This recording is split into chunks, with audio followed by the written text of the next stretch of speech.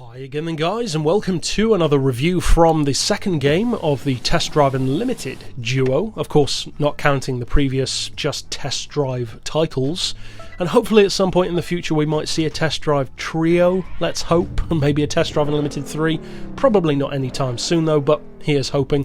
And I mentioned in one of the previous reviews, I think it might have been for the Nissan R35, also of course in Test Drive 2, that there were three cars in particular that used to be very vocally supported from the community that they wanted in Test Drive Unlimited but never actually featured officially in the first game, either in the game or as DLC. I think some people made mods, which is understandable, but as I said, never officially.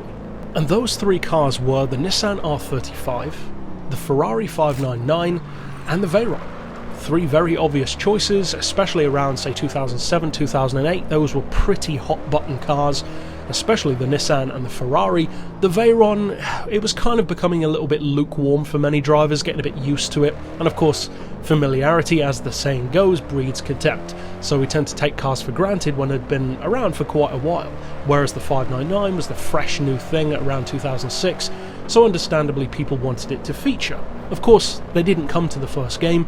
The second game though featured all three, and in particular the GTR is outstandingly good, especially for value.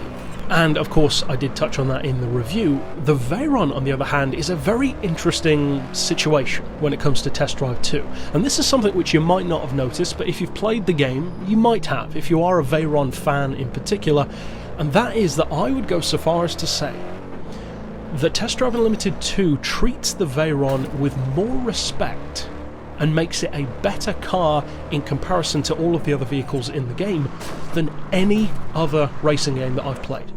Now that's a strong statement, but the reason why I say that is because think about it. In all of the Forza games that feature a Veyron, in all of the Gran Turismo games that feature a Veyron, how does it feel? Well, it always feels the same. Fantastic in a straight line, but around corners, well, not so much. It's heavy, it feels cumbersome, it has very heavy steering. It's just not that kind of track car. It can easily be outdone by a number of cars with significantly less power and, of course, significantly less weight. And that is where the change occurs in Test Drive Unlimited 2, because in this game, it feels great. The Veyrons feel fantastic around corners, and of course, you could say it's the all-wheel drive advantage, but really, it's always all-wheel drive, so not so much.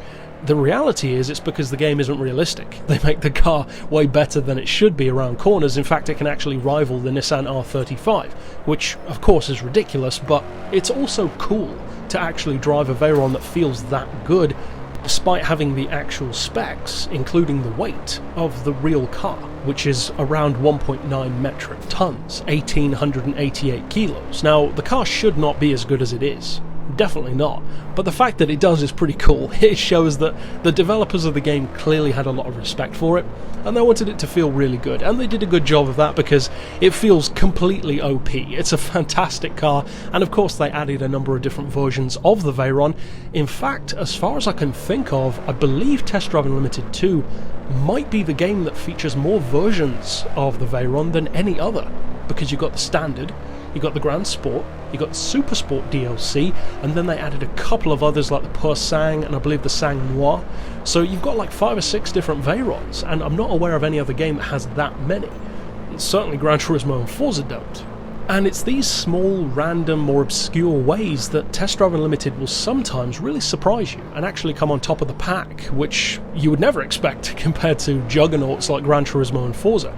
But I actually like that they did that. I like that they just went all out and made the Veyron way too good, because it actually allows you to get use out of the Veyron for a change. Because for many of us, the Veyron tends to be a car that we used to buy because we assumed it would be the fastest in the game, but as games are getting newer, as the cars that they feature are getting faster with SSC Ultimate Aeros, Hennessy Venoms, Koenigsegg 1-to-1s, there's really no need to even have a Veyron in your garage anymore unless you like the car, or if you just want it. Most of us are over the Veyron at this point. Whereas if you are a super fan of the Veyron, you definitely need to play Test Drive 2, because it's great. As I said, it's a fantastic car. Now, as far as spec, of course it varies from car to car, and I would like to do a review of the Super Sport, but I can't access the DLC, unfortunately. As far as this one goes though, of course you know the numbers: 8 litre quad turbo, W16, all-wheel drive, of course 1001 horsepower, massive torque as well, 921 pound-feet. I already mentioned the weight, 1.9 tonnes. The horsepower per tonne is still 530, which is not bad at all, and if it wasn't already obvious, of course, it's an A1 category vehicle.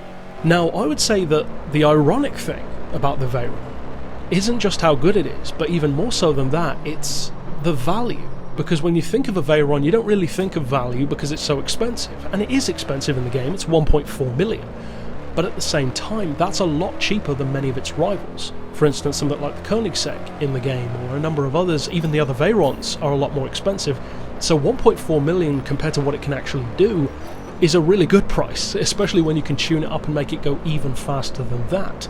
Plus, with the Super Sport, you don't really have the best of paint options, whereas with this one, you can. So you've even got that extra layer of personalisation.